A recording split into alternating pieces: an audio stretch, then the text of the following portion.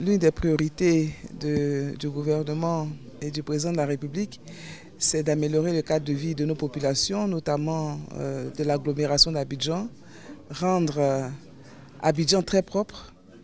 Et depuis plusieurs mois déjà, un appel d'offres international avait été lancé. 2 entreprises ont été retenues pour 3 lots dans le district d'Abidjan et une entreprise portugaise a été retenue. Et cette entreprise portugaise aura donc la responsabilité de 2 lots dans le district d'Abidjan. C'est une entreprise portugaise et nous sommes donc dans ce cadre-là pour signer la convention de délégation des services publics de propreté du district d'Abidjan avec cette entreprise. Cette entreprise à elle seule offrira 2000 emplois aux jeunes donc, dans le district d'Abidjan. La Côte d'Ivoire entend, au cours de cette visite d'État, signer un accord de coopération culturelle pour que les échanges culturels puissent se faire dans les 2 sens. Le Portugal est un grand pays de culture.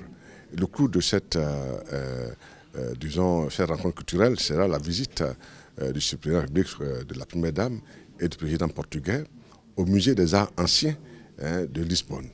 Ce musée est un des plus importants de ce pays et du monde.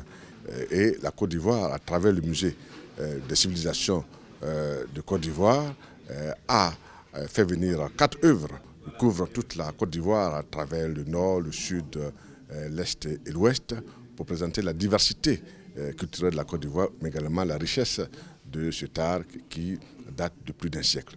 Les Portugais ont un savoir-faire bien reconnu, qui est un savoir-faire bien précis et réputé au niveau international.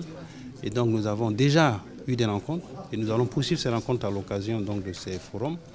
Parce que l'objectif c'est d'accroître les investissements en Côte d'Ivoire, les investissements dans le secteur industriel, mais dans d'autres secteurs également.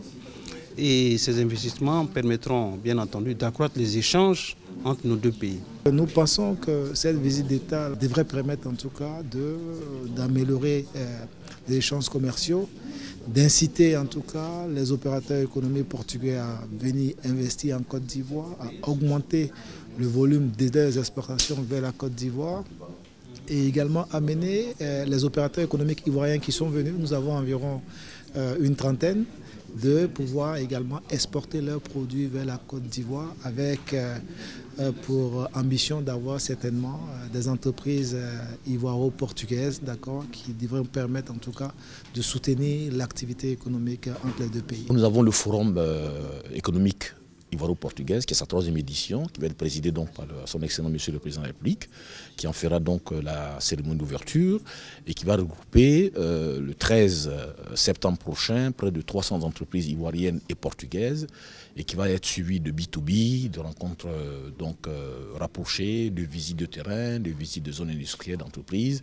Nous espérons à l'issue de cela pouvoir donc avoir des partenaires XXL. Je crois que le Portugal aujourd'hui a une structure économique qui est très intéressante pour la Côte d'Ivoire parce que c'est une structure composée de PME qui a une compétence avérée et qui peut être intéressante pour nos PME ivoiriennes.